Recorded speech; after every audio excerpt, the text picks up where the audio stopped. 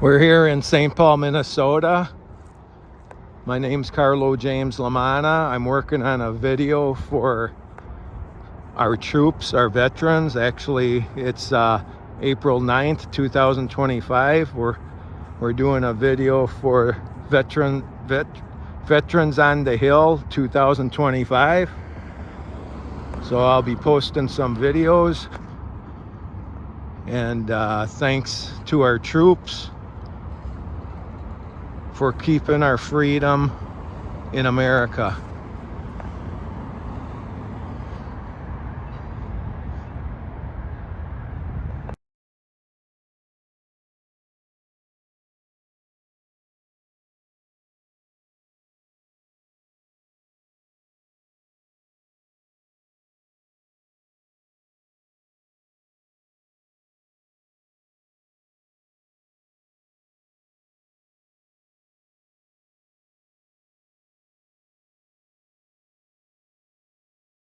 He was elected to Congress in 2006, where he served as a ranking member on the House Veterans Affairs Committee. He served for 24 years in the Army National Guard before retiring from the Guard in 2005. As governor, he was instrumental in making the Veterans Omnibus Bill a reality a few years ago, which has ensured that veterans issues stay out of the political gamesmanship at the end of the legislative session.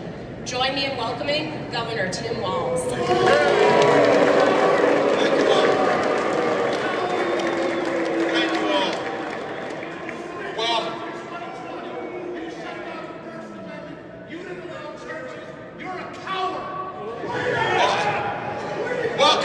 Welcome to the Capitol. It's great that you're up. Sir, you're welcome to come. Let me finish. Let me finish and vote. He doesn't have fucking votes. Shut your fucking mouth! Oh, hey, there's some passion in the building, which is a good thing. Look, we got an opportunity here. We've got an opportunity to continue something that this group, and I'm going to give the credit to it, the Commander's Task Force of the organizations came to this Capitol, and with this administration, we said, before we decide how we're going to do budgets, in good years and bad years, we are going to do veterans issues first. We're going to remove them from the political discussion, and we will not balance budgets or pit veterans against children, transportation, and seniors, and we will fund them according to the needs. That has happened 6 years in a row.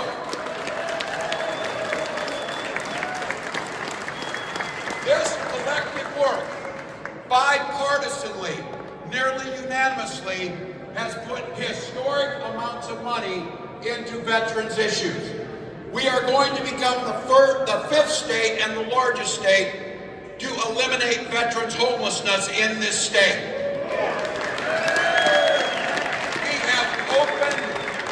We have opened more veterans homes and veterans cemeteries than any other state in the union. And when I served as the ranking member, we put in federally more money than had ever been put into the VA system.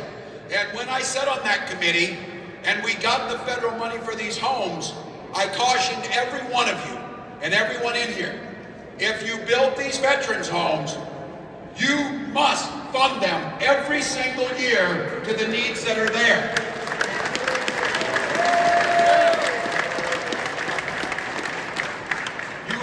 Budgets out there.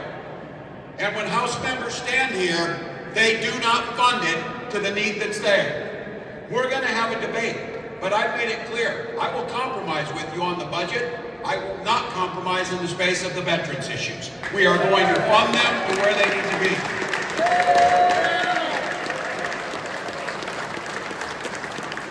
And those of us who stand here, much of the veterans budget is funded by the federal government. Much of the benefits we get are federal employees, veterans themselves.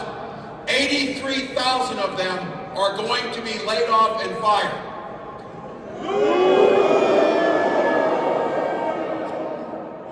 Well, some of you voted for it. So we need to come up here and say, that's not what I voted for. That's the same thing here.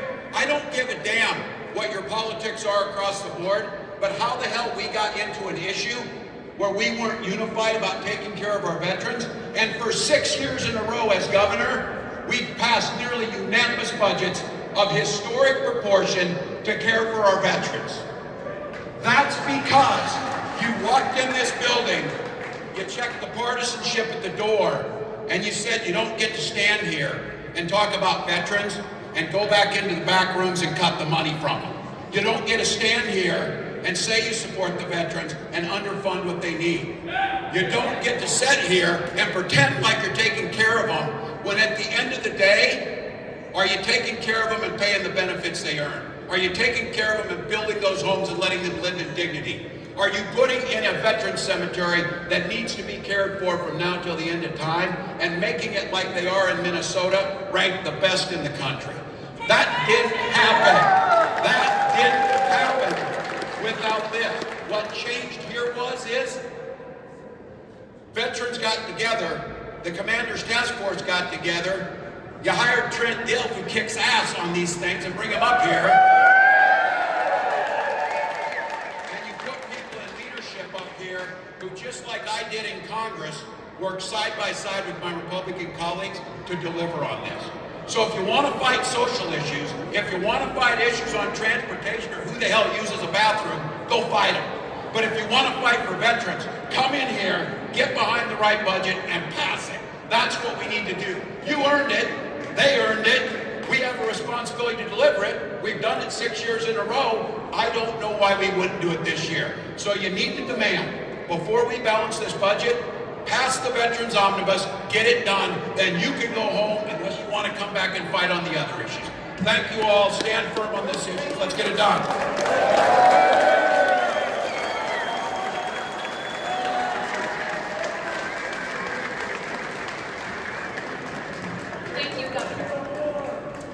Next, I will invite Senator Eric Putnam from St. Cloud and Representative Greenman from Minneapolis. Representative Greenman's district includes the Minneapolis Veterans Home and the VA Hospital. She has been a strong ally in veterans issues